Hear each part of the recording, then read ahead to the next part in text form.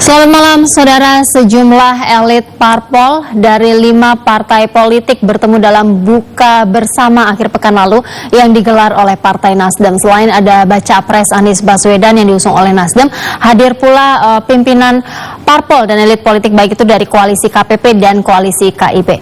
Di antaranya ada AHY, Surya Paloh, Airlangga Hartarto, dan Yusuf Kala yang duduk satu meja. Pemandangan itu tentunya memunculkan gambaran bahwa ada lobi-lobi politik di sana. Bahkan wacana koalisi besar untuk pemilihan presiden 2024 kembali mengemuka.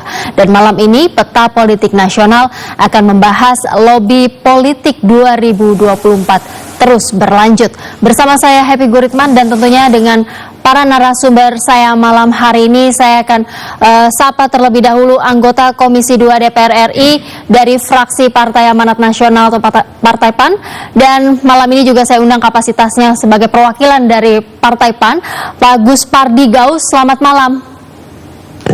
Selamat malam, Assalamualaikum warahmatullahi wabarakatuh. Waalaikumsalam. Terima kasih Pak Gus Pardi sudah bergabung bersama kami malam hari ini. Terima kasih. Saya kemudian ingin sapa juga pengamat komunikasi politik Pak Emrus Sihombing. Selamat malam Pak Emrus. Selamat malam, selamat malam. Baik, terima kasih Pak Emrus sudah bergabung bersama kami malam ini, dan tentu saja juga kami mengundang Direktur Riset SMRC Bang Denny Irvani. Selamat malam Bang Denny. Selamat malam, Happy. Terima kasih Bang Denny sudah bergabung bersama kami malam hari ini. Baik, saya ingin ke Pak Gus Pardi terlebih dahulu. Pak Gus Pardi, PAN diundang juga oleh Nasdem namun tidak hadir, dan menurut PAN apakah kehadiran Airlangga ke acara buka puasa Partai Nasdem ini apakah diartikan sebagai hanya memenuhi undangan dari Nasdem untuk buka puasa bersama, atau memang ada lobi politik di dalam situ? Ya, namanya Ramadan itu penuh dengan membangun silaturahim. Apalagi dikaitkan dengan tahun politik, tentu bisa saja petinggi-petinggi partai melakukan lobi politik dalam rangka menghadapi pemilu 14 Februari 2024. Karena bagaimanapun lobi-lobi politik itu adalah merupakan keniscayaan bagi partai-partai politik.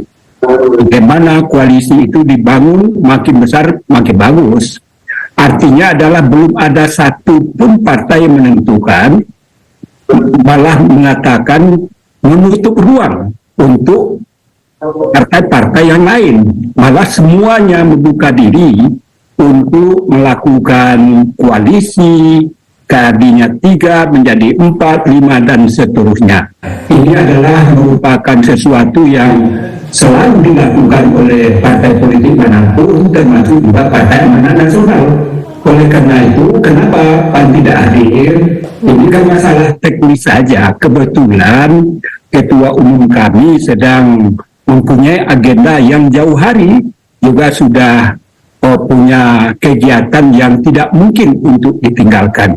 Bukanlah berarti kami tidak mau untuk membangun silaturahim dan melakukan lobi politik dengan partai manapun, karena kita memang sangat terbuka dan kita juga melakukan lobi-lobi politik tidak hanya untuk di KIP tetapi juga partai-partai yang belum bergabung dengan KIP. Mudah-mudahan dengan adanya wacana-wacana yang dikemukakan oleh para petinggi partai, ini adalah sebuah keniscayaan sebagaimana saya katakan tadi.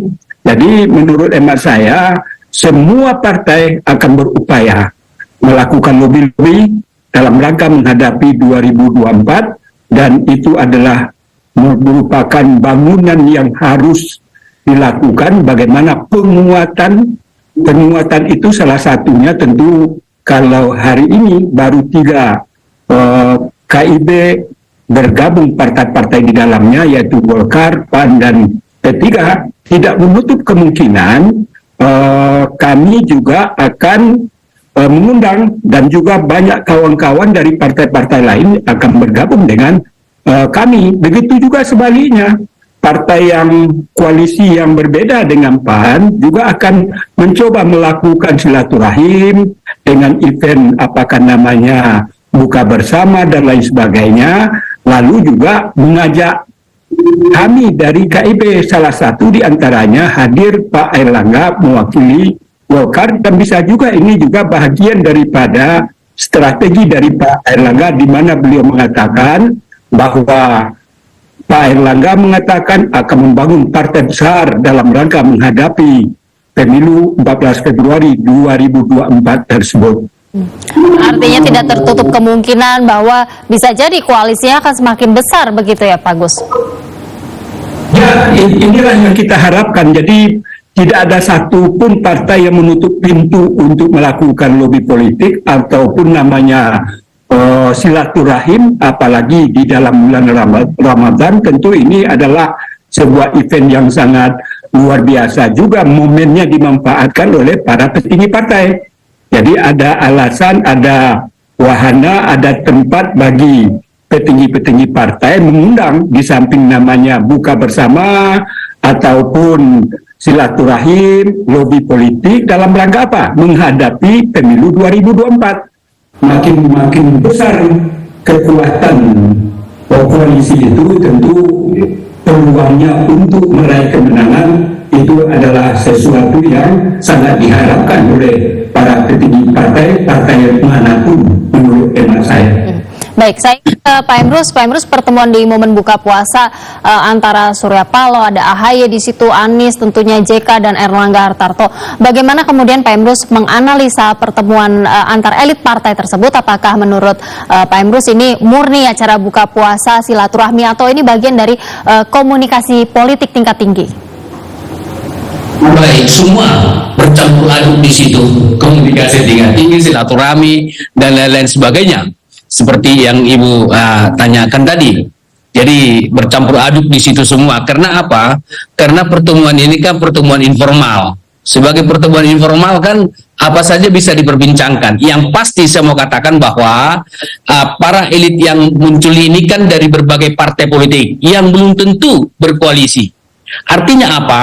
Bisa saja nanti partai tertentu yang ada di situ menjadi berbeda koalisi dengan partai yang lain atau sosok tertentu. Oleh karena itu, dari aspek komunikasi politik, perbincangan mereka pasti berbicara tentang yang sifatnya makro, yang sifatnya untuk semacam idealisme, tetapi tidak akan bicara di situ yang sifatnya operasional, teknis. Tidak. Kenapa? Karena kalau mereka bicara yang sifatnya teknis koalisi, pasti pertemuan empat mata dari dua pemimpin. Kalau ini beberapa tokoh, beberapa sosok dan mewakili partai dan mewakili ketokohan, termasuk Anies dan Yusuf Kala, pasti mereka saling menjaga pembicaraan mereka yang sifatnya tidak teknis, tidak operasional. Dan ini lebih cenderung sebagai sesuatu menunjukkan ke ruang publik bahwa mereka menjadi suatu kesatuan dalam konteks kebersamaan, kebangsaan. Tetapi belum saya melihat di situ adalah ada suatu kesepakatan yang sifatnya operasional. Karena apa? Di dalam komunikasi, di dalam penemuan saya, disertasi doktor saya ketika saya meneliti di DPR, ada yang disebut dengan komunikasi privat, ada yang disebut dengan teritorial komunikasi publik. Mereka ini ketika bertemu cenderung itu sebagai komunikasi publik. Karena satu dengan yang lain berpeluang tidak menjadi bagian dari oposisi satu dengan yang lain. Oleh karena itu pembicaraan mereka pasti bersifat general dan makro. Berbeda kalau itu bertemu empat mata, dan berbeda kalau itu tidak diperbincangkan, tidak terekspos oleh media. Jadi kita publik harus bisa menilai bahwa ketika pertemuan itu empat mata atau sejumlah ini tetapi diekspos oleh media, lebih cenderung itu tidak bersifat operasional dan sifatnya strategik. Pasti bersifat yang sifatnya pembicaraan umum. Berbeda kalau pembicaraan itu adalah private dan tidak diliput oleh media. Saya terus terang, saya dapat informasi juga, para tokoh-tokoh politik, ketua-ketua partai politik, ada juga pertemuan mereka tanpa terekspos oleh media. Nah, kalau pertemuan yang semacam ini tidak terekspos oleh media, disinilah kemungkinan mereka itu menjadi bagian dari koalisi tersebut dibanding dengan pertemuan yang semacam ini yang saya sebut sebagai komunikasi teritorial publik. Demikian.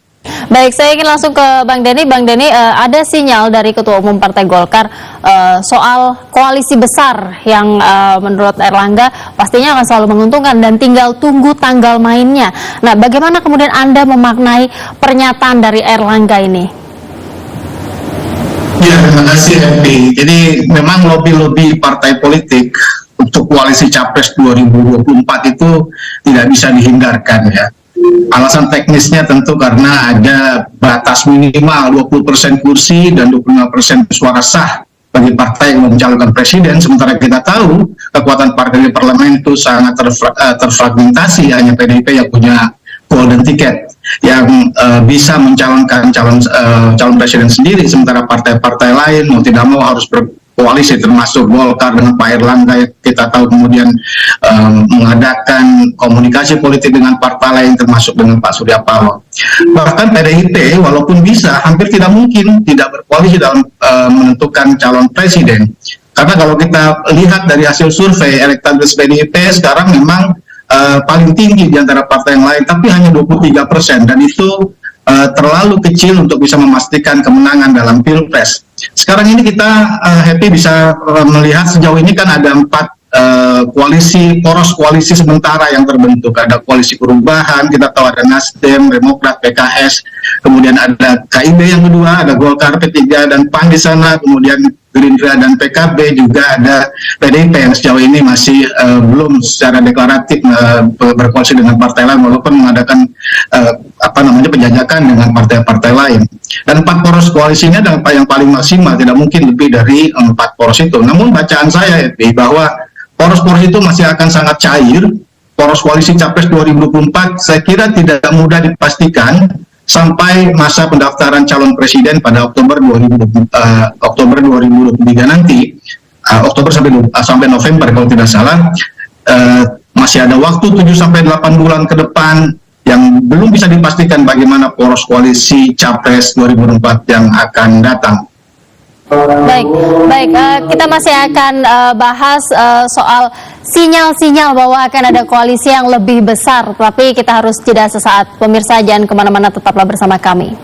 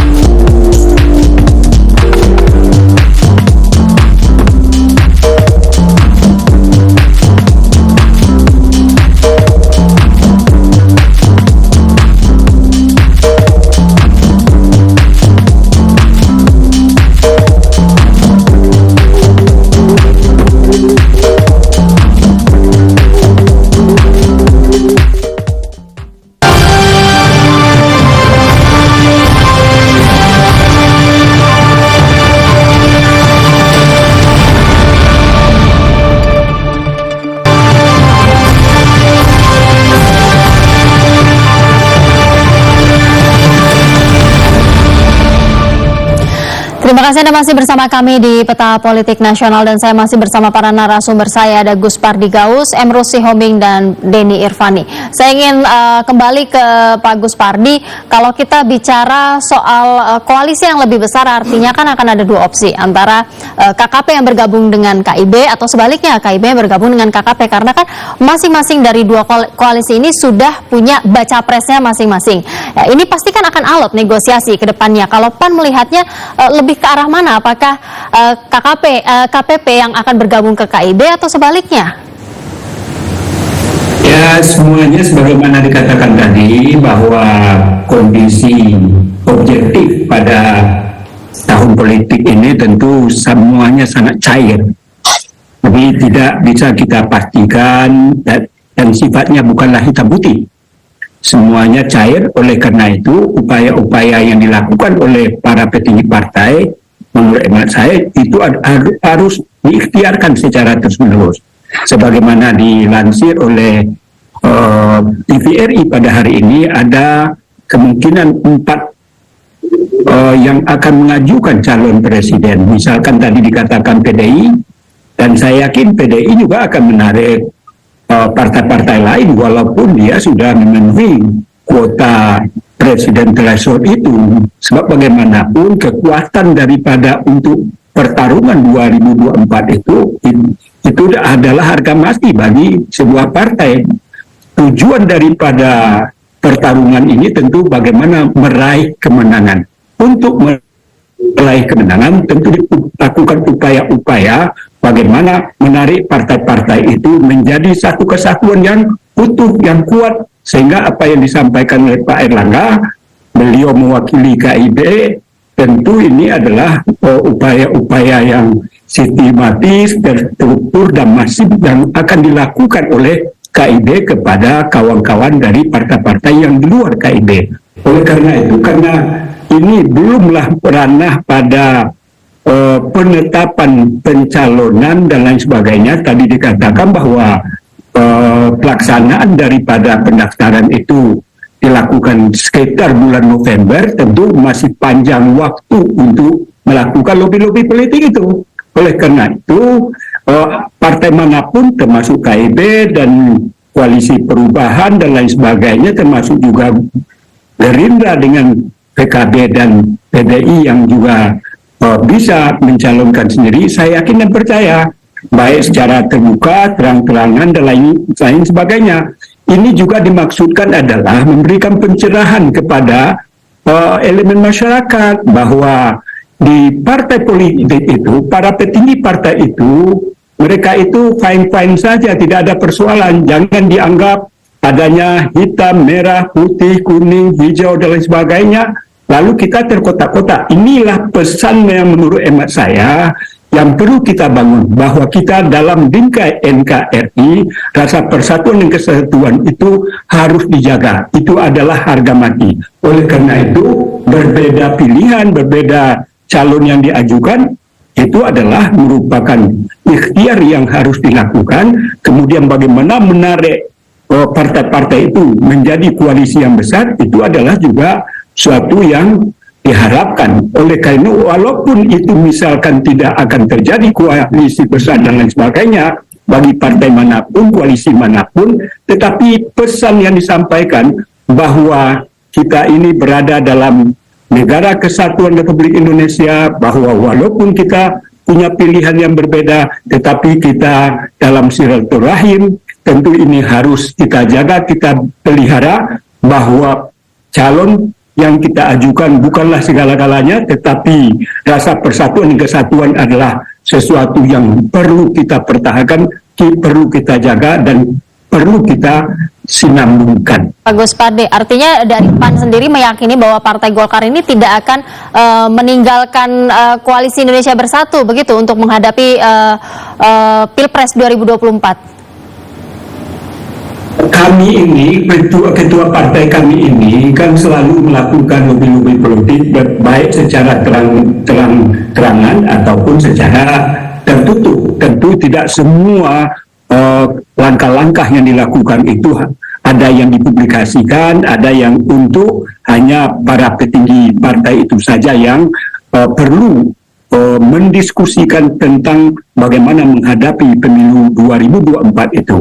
Oleh karena itu, menurut hemat saya yakin dan percaya bahwa Golkar, PAN, dan P3 itu sangat solid dan sering melakukan pertemuan-pertemuan, sering dilakukan membicarakan persoalan-persoalan bagaimana menghadapi siapa calon yang akan kita persiapkan. Sebetulnya di PAN kan sudah ada 9 nama dan sudah mengerucut kepada beberapa nama, apakah Pak Ganjar, Erik, dan lain sebagainya. Ini tentu uji publik yang dikehendaki oleh PAN, bagaimana respon masyarakat terhadap apa yang disampaikan oleh Ketua Umum kami ini. Mudah-mudahan publik mendapatkan respon positif atau bagaimana, itu akan juga kami lakukan kajian mendalam, sehingga pertarungan untuk 2024 itu diyakinkan bahwa apa yang diusungkan oleh KIB ini adalah partai yang menjadi pemenang untuk pemilihan presiden di 14 Februari 2024 tersebut. Katanya karena ada janji suci di KIB antara Golkar, PAN, dan P3. Ini sebenarnya janji soal apa sih? Ya, namanya saja suci kan. Suci itu adalah sesuatu yang jauh dari hal-hal yang tidak berkenan masyarakat untuk melihatnya. Jadi suci itu bersih, rapi, elok, dan lain sebagainya. Itulah tampilan-tampilan yang ingin dinampakkan oleh KIB kepada masyarakat, sehingga calon-calon yang ditetapkan, kemudian bagaimana menetapkan calon, seia sekata, kesetaraan, azas keadilan, dan lain sebagainya. Ini yang dibangun oleh KIB itu. Makanya tampilan suci itu adalah tidak ada yang dicederai dan tidak ada yang disakiti, sehingga mereka semua itu fine-fine saja dalam menyikapi dan menentukan dan menetapkan orang-orang yang akan kita usung untuk menjadi apakah calon presiden dan wakil presiden itu. Jadi murni, sebenarnya betul-betul suci, bersih, rapi, jauh dari macam-macam yang bersifat negatif. Tidak saling menyakiti begitu ya. Baik, saya ingin ke Pak Emrus. Pak Emrus, dalam pertemuan Ketua Umum Golkar Erlangga Hartarto dengan elit parpol KPP Sabtu kemarin, ini Erlangga kan sempat mengatakan bahwa dalam statementnya itu di mana-mana koalisi besar itu menguntungkan Indonesia dan tinggal tunggu tanggal mainnya. Nah, kalau Pak Emrus mengartikan ini sinyal akan ada koalisi besar, artinya apakah Golkarnya saja yang akan bergabung atau seluruh KIB-nya, Pak Emrus? Baik, saya pikir pandangan Pak Erlangga Hartarto bisa saja suatu realitas yang dapat diwujudkan. Bahkan saya berpendapat bahwa lakukan saja koalisi besar, artinya dua calon saja, dua paslon saja, gitu ya. Koalisi besar berhadapan dengan koalisi besar, misalnya seperti itu. Jadi tidak ada lagi nanti calon, katakanlah calon 3 calon, kan ada satu, katakanlah elit partai tertentu. Kalau 2 calon maka lebih demokratis kalau 3 calon. Itu saya kira konsep ilmu politik salah besar itu. Sebab begitu 2 calon saja sama saja dengan 3 calon, 4 calon, dan 4. Coba kita lihat Amerika Serikat, hanya 2 calon kok. Tetapi karena dia punya partai, dia tidak ada kepastian kemana, maka mereka ingin membawa 3 paslon dan lain-lain sebagainya. Motif politiknya salah satu diantaranya adalah bahwa sebagai pemecah suara.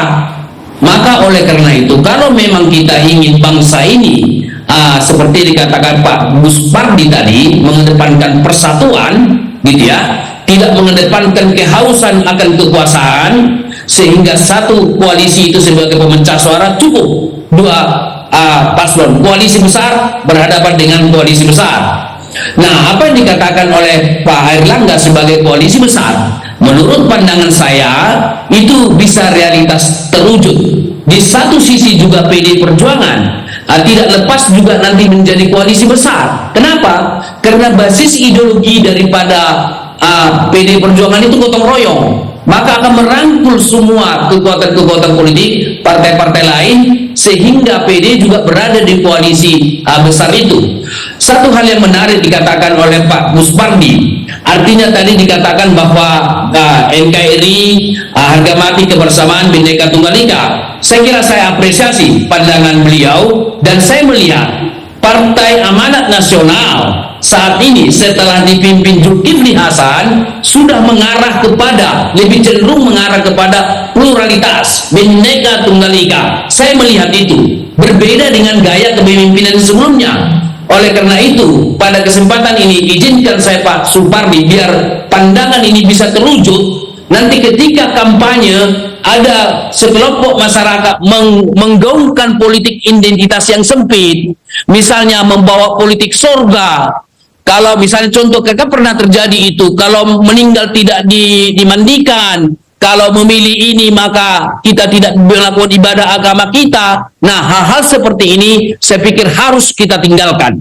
Kenapa? Karena menurut saya pandangan-pandangan semacam ini menimbulkan eksklusivitas dan konflik di grassroots. sekalipun tadi dikatakan Pak Kuspardi bagus sekali, pada tingkat elit mereka tidak ada masalah, biasa-biasa saja. Tetapi ketika para elit menyampaikan pesan-pesan komunikasi yang sifatnya mengadu domba, langsung atau tidak langsung, para grassroots itu akan bisa terjadi gesekan, padahal tingkat elit tidak terjadi. Kita lihat contoh sederhana, ketika kemarin pemilihan presiden, kan ada juga perbedaan yang sangat tajam antara kelompok Prabowo dengan kelompok yang mendukung Joko Widodo. Padahal setelah Joko Widodo terpilih, Prabowo bergabung, itu artinya benar para elit tidak jadi masalah. Tetapi para elit kita sarankan supaya melakukan pilihan diksi, pesan-pesan komunikasi yang sifatnya menyejukkan, yang sifatnya tidak disakiti dan menyakiti. Ketika Pak Supardi katakan, saya kira Pak Supardi ini salah satu contoh negarawan kita di Indonesia. Nah, kemudian supaya ini terjadi juga, kita seringkali memang digiring oleh para surveyor, para lembaga-lembaga survei, seolah-olah elektabilitas itulah yang menentukan siapa calon presiden kita. No, karena elektabilitas itu salah satu variabel, masih banyak variabel-variabel lain.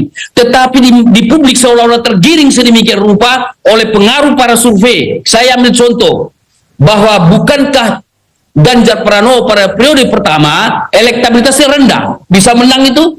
Artinya apa? Kita harus kritikal terhadap hasil-hasil survei yang diolah sedemikian rupa seolah-olah itu satu-satunya penentu kemenangan atau menjadi calon. Karena apa? Bisa saja satu lembaga survei mengangkat suatu kandidat tertentu, setelah terangkat itu dia menjadi tim sukses di belakang layar. Itu kita harus kritikal melihat ini. Nah, oleh karena itu, ini pada kesempatan ini saya menyarankan kepada teman-teman lembaga survei, tolong dilakukan penelitian secara kualitatif, tidak hanya kuantitatif, kualitas pemimpin. Tidak hanya elektabilitas yang merupakan data di permukaan. Pilihlah atau sajikanlah hasil penelitian yang berkualitas. Pak, saya mau sampaikan, menurut pandangan saya, banyak pemimpin-pemimpin di Republik ini yang berkualitas, tetapi para lembaga survei tidak pernah melakukan penelitian kualitatif. Contoh sederhana itu yang berkualitas, Bapak kita, Baik, Pak Emrus. Pak Kuspardi, kualitas. Nah, oleh karena itulah saya sarankan kepada lembaga survei bertanggung jawab terhadap kepentingan bangsa ini, sajikan elektabilitas, sajikan juga yang berkualitas. Demikian. Ya. Baik, Pak Emrus, kita jeda sesaat. Nanti setelah jeda saya ingin ke Bang Denny untuk menanggapi dan juga bicara apa untungnya sih jika Golkar bergabung ke KPP. Pemirsa jangan kemana-mana, tetaplah bersama kami.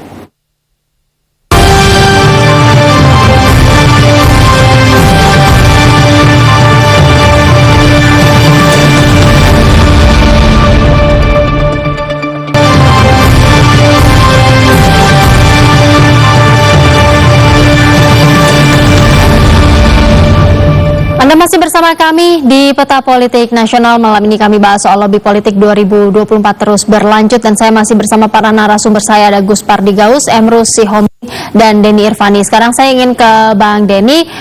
Bang Denny, kalau kita bicara soal dinamika politik, pasti masih cair dan masih ada banyak peluang yang terbuka. Tetapi kembali lagi ke pernyataan Erlangga di pertemuan buka puasa dengan Nasdem Sabtu kemarin, bagaimana bisa koalisi besar itu dikatakan akan menguntungkan? Ya, tentu untuk bisa memenangkan pemilihan presiden diperlukan mesin politik partai yang maksimal, gitu ya, yang besar. Semakin besar tentu akan lebih baik.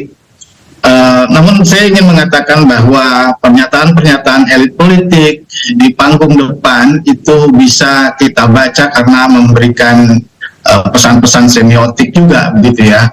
Karena kalau kita lihat urutan kronologi dari peristiwa-peristiwa politik, kita tahu di KIB ada 3 partai, Golkar, P3 dan PAN. Sejauh ini kan belum menentukan siapa calon presiden dan calon wakil presiden.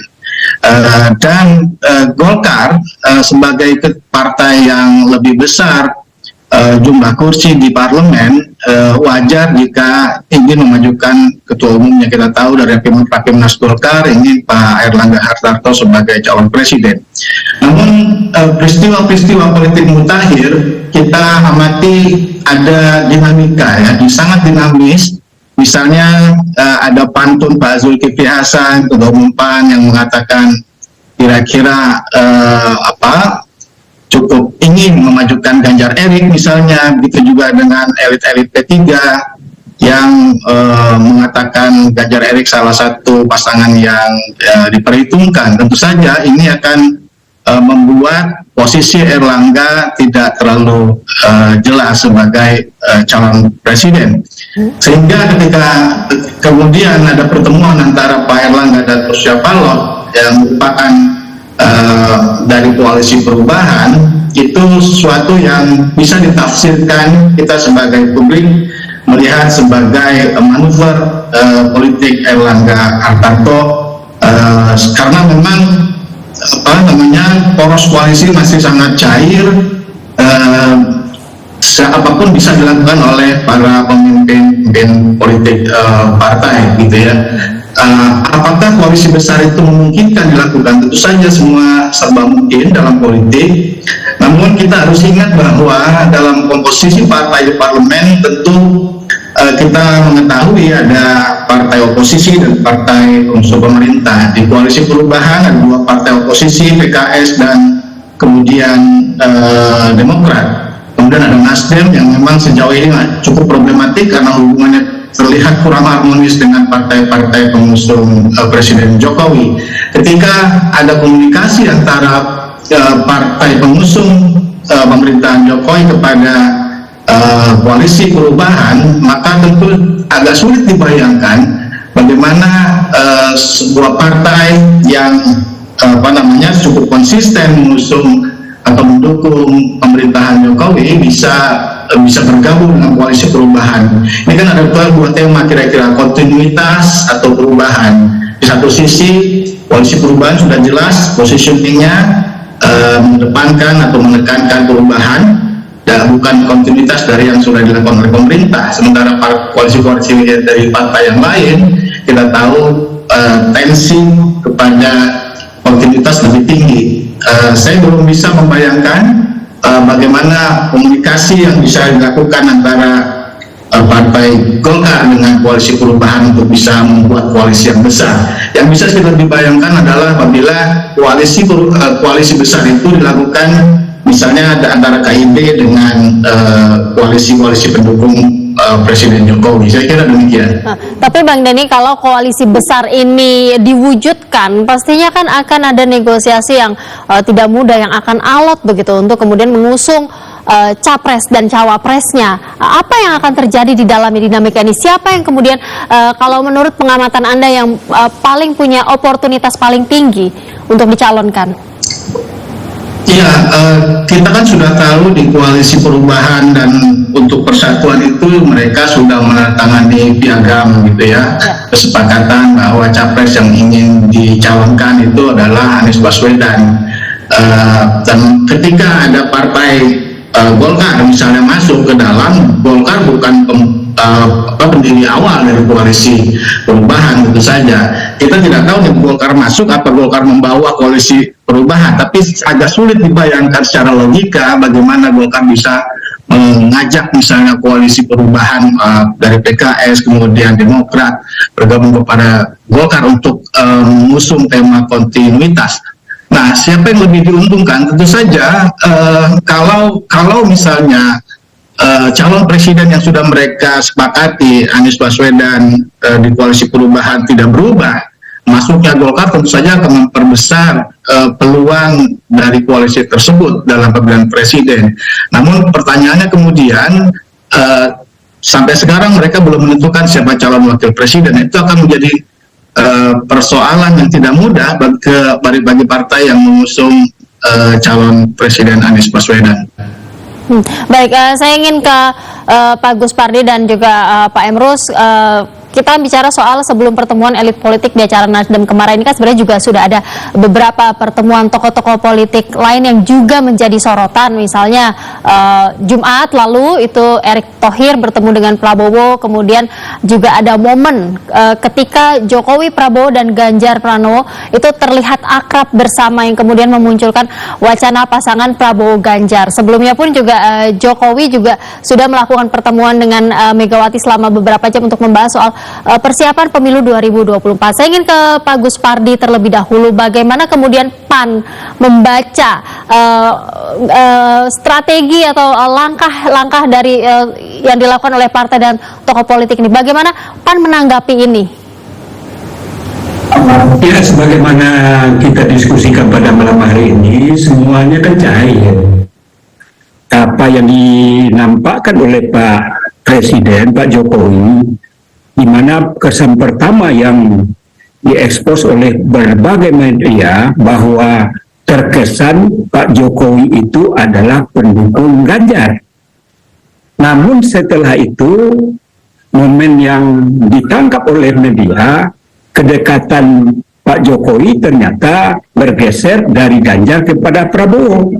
Ini itu sah-sah saja, cuma masyarakat, para politisi menilainya itu adalah sudah langsung menjustifikasi bahwa orang-orang ini adalah orang yang didukung oleh Pak Jokowi sebagai presiden. Padahal bisa saja itu momen dikarenakan tugas, fungsi, dan wewenang daripada Menteri Pak Prabowo, begitu juga Ganjar sebagai gubernur di Jawa Tengah dan lain sebagainya. Oleh karena itu, tangkapan yang dilakukan oleh para pengamat politik itu sudah menggiring kepada bahwa Pak Jokowi atau Presiden mendukung seseorang. Padahal itu sesuatu yang sebetulnya karena tugas dan tanggung jawab. Tapi kita bisa saja melakukan penafsiran terhadap sosok-sosok yang di mana Pak Jokowi suatu ketika dekat dengan Erik, suatu ketika dekat dengan Ganjar, suatu ketika dekat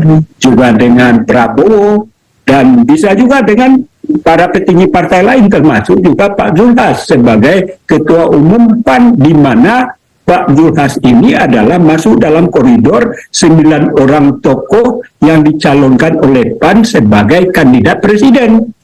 Namun demikian tentu ini akan dikomunikasikan kepada koalisi KIB. Karena apa? Karena PAN kan tidak bisa mengusung sendiri.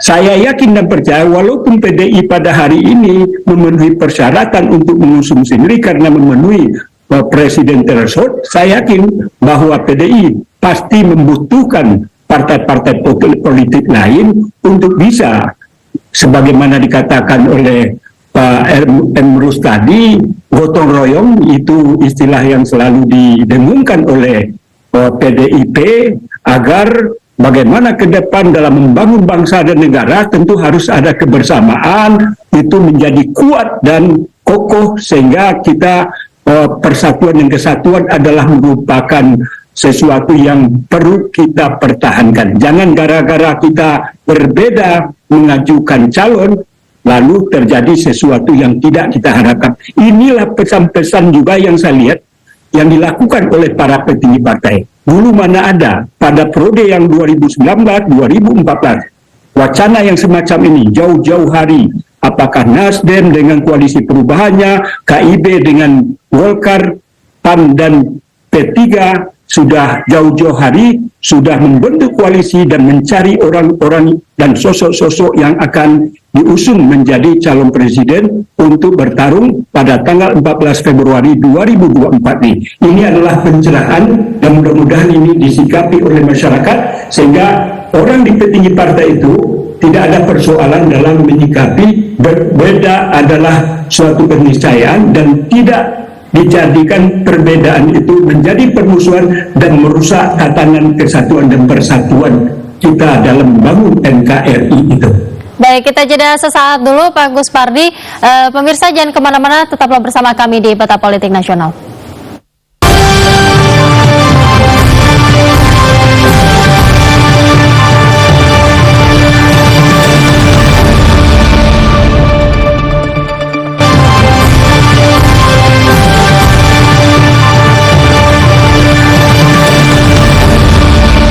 Terima kasih Anda masih bersama kami di Peta Politik Nasional. Saya ingin langsung ke Pak Emrus. Pak Emrus, masih dengan pertanyaan yang sama untuk seperti Pak Gus Pardi tadi. Kalau kita melihat rangkaian pertemuan-pertemuan sebelum acara buka puasa Nasdem kemarin, ada pertemuan tokoh politik lain, Erick Thohir dengan Prabowo, kemudian Jokowi Prabowo Ganjar, kemudian Jokowi juga bertemu dengan Megawati. Pak Emrus melihat ada sinyal apa sih yang Anda baca dari rangkaian pertemuan ini dari komposisi politiknya?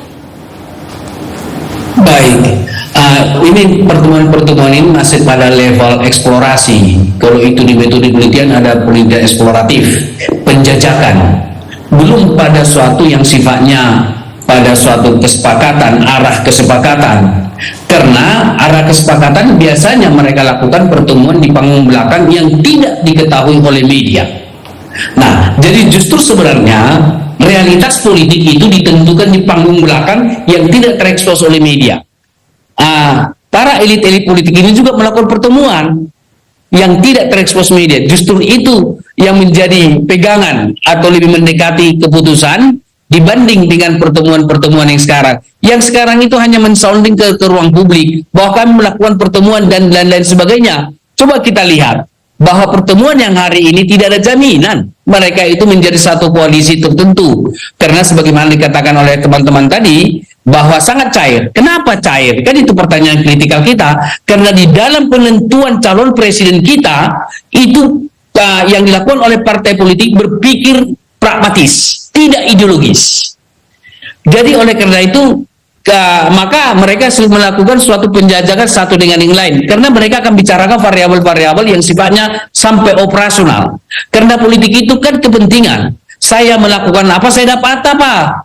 Dengan kata walaupun dengan bahasa yang diperhalus. Tetapi maknanya adalah kalau ini menang, biaya politiknya bagaimana, siapa duduk di kementerian ini, sudah ada distribution of power itu ketika udah menjelang kesepakatan tersebut. Tidak mungkin suatu kekuatan politik mendukung suatu kekuasaan atau katakanlah kondisi tanpa dapat apa-apa, no freelance, tidak ada makan siang yang gratis. Saya kira sangat jelas kemarin itu bagaimana PAN menjadi koalisi daripada pemerintah, akan dapat mereka satu kursi, dan itu terjadi juga kemarin, dan itu suatu realitas yang terjadi di seluruh dunia dalam politik, karena tidak ada makan siang yang gratis. Baik. Tetapi distribution of power ini untuk kepentingan bangsa dan negara atau bukan, itu menjadi pertanyaan kritikal kita.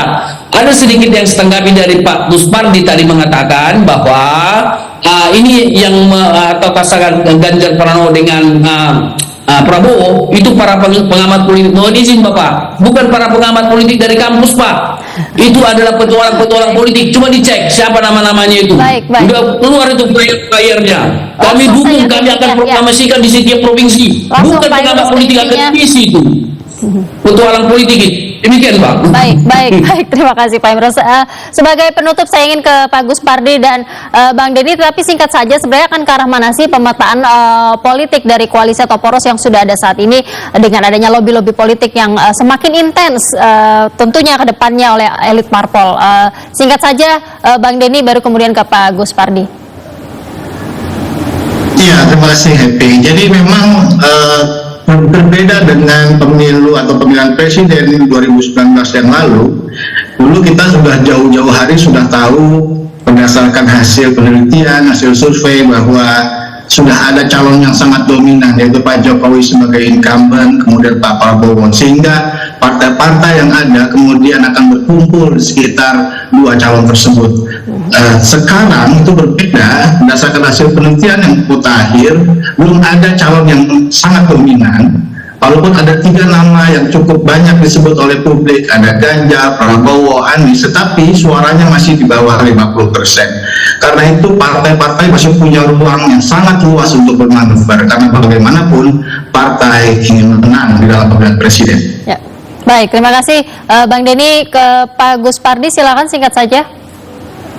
Ya, lobby politik adalah merupakan keniscayaan, dan ini adalah merupakan pendidikan politik yang dipersembahkan oleh para elit politik kepada masyarakat. Oleh karena itu, dengan adanya koalisi yang dibangun oleh partai-partai, apakah KIP, Koalisi Kebaruan, dan Prabowo dengan Gerindra dan KIB serta PDI, ini tentu masyarakat akan menilai, dan nama-nama yang akan dicalonkan sebagai presiden kan belum ditentukan dan ditetapkan. Oleh karena itu, sebagaimana saya katakan tadi, bahwa prosesi ini masih cair dan belum menetapkan siapa, dan ini juga adalah bagian daripada pencerahan kepada masyarakat. Mudah-mudahan akan terpilih calon-calon oleh partai manapun orang-orang yang betul-betul merupakan harapan dan keinginan masyarakat. Kita berharap bahwa ke depan ini bagaimana pemimpin bangsa itu pemimpin yang betul-betul disukai dan diharapkan oleh rakyat dalam rangka mewujudkan masyarakat adil dan makmur dan penegakan hukum, serta tidak ada diskriminasi kepada siapapun. Inilah pesan-pesan yang menurut hemat saya kenapa dilakukan lobby politik yang jauh-jauh hari tidak sama dengan pada periode-periode pemilu sebelumnya. Mudah-mudahan ini bahagian daripada pencerahan yang dilakukan dan pendidikan yang kita berikan dan dipersembahkan oleh para petinggi partai. Baik, terima kasih Pak Gus Pardi Gaus, anggota Komisi 2 DPR RI dari fraksi PAN. Terima kasih sudah menyempatkan waktunya dan bergabung bersama kami untuk Peta Politik Nasional malam ini. Saya juga ingin mengucapkan terima kasih untuk Pak Emrus Sihombing, pengamat komunikasi politik. Terima kasih Pak sudah bergabung dan berbincang, berbagi pandangan bersama kami semua malam hari ini, dan tentunya Direktur Riset SMRC, Bang Denny Irvani. Terima kasih juga sudah memberikan pandangan dan juga pemetaan politik versi SMRC. Terima kasih Bapak-Bapak. Malam ini, selamat malam dan salam sehat selalu.